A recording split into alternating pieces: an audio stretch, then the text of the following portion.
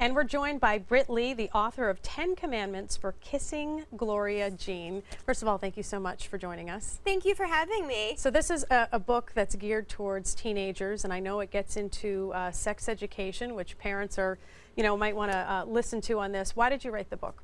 I wrote the book because as a teenager myself, just 15 years ago, I never saw myself in books. I was an avid reader, but I really wanted to see myself, a young Catholic girl, living out the faith and being supported in her values, especially when it comes to relationships.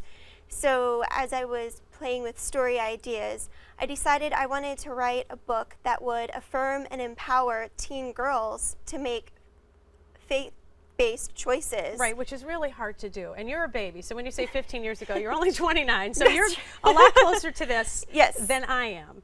But it is a rough world out there. And when you're a 14-year-old girl following what a lot of people perceive as the rules of the Catholic Church, you can get eaten alive. So tell me about Gloria Jean in this story. Gloria Jean is 14 years old. She's just started the 8th grade, and she's living out a Catholic life, a pretty, what she thinks, average, normal Catholic life, and she's gotten her first crush on a boy, and she thinks she's ready to have her first kiss and her first date. I don't want to hear this. Go on. So she thinks she can be in control and she can make the rules. So they start out very superficial. So she comes up with commandments. Thou shalt brush thy teeth, thou shalt ignore the pimple on her lip. But when she gets diagnosed with celiac disease, that complicates her faith and her relationship with God. Can she trust the rules when, with celiac, she can't even receive the Eucharist?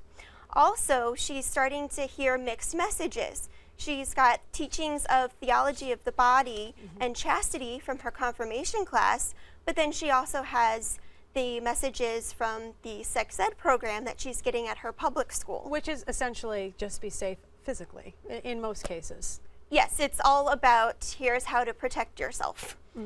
But physically and from diseases, not how to protect the heart or your emotions, which is what she starts to figure out as she hears more of both sides. Okay, and do you think, obviously, if kids read this can be very helpful because it can be a real lonely walk when you're the only one that is following, what the church teaches. If you even know what the church teaches, because sometimes, that could even be obscured a little bit. Maybe parents don't agree, with some of the things that the church teaches about contraception and premarital sex. So it's a really hard walk, for young Catholics to do. It is a hard walk. It was a hard walk for myself going to public school through middle school and having 3 very different versions of sex ed, and not hearing any of the affirming messages that I would get from my CCD classes when I was going through confirmation at the same age as Gloria Jean.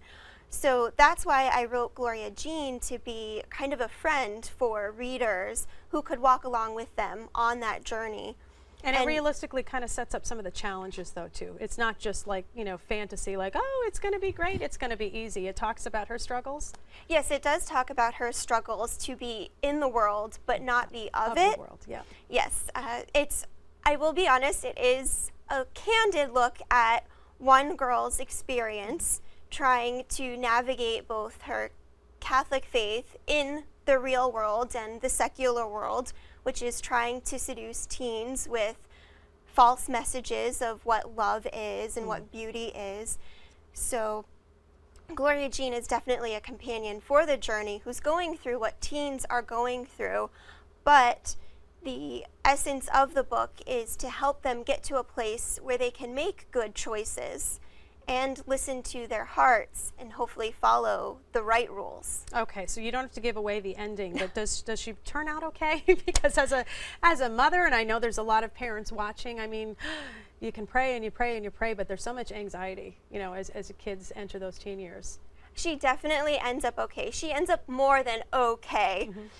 She has a very satisfying ending, and I will give away that there is a little love triangle. There are 2 boys, but I'm on Team Gloria Jean.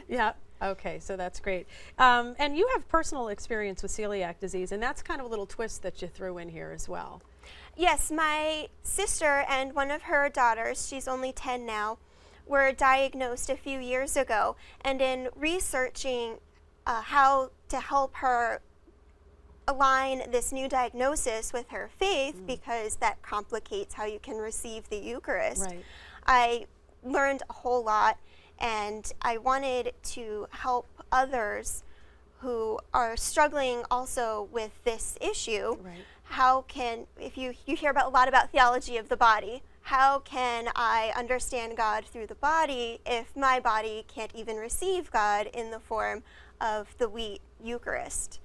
So that's another whole issue that definitely comes into play as well. So bottom line, what are you hoping to accomplish, with this book as parents are watching this today? I hope that readers come away with a sense of that, yes, they can make their faith their own as a teen, and that they can live it out authentically and joyfully.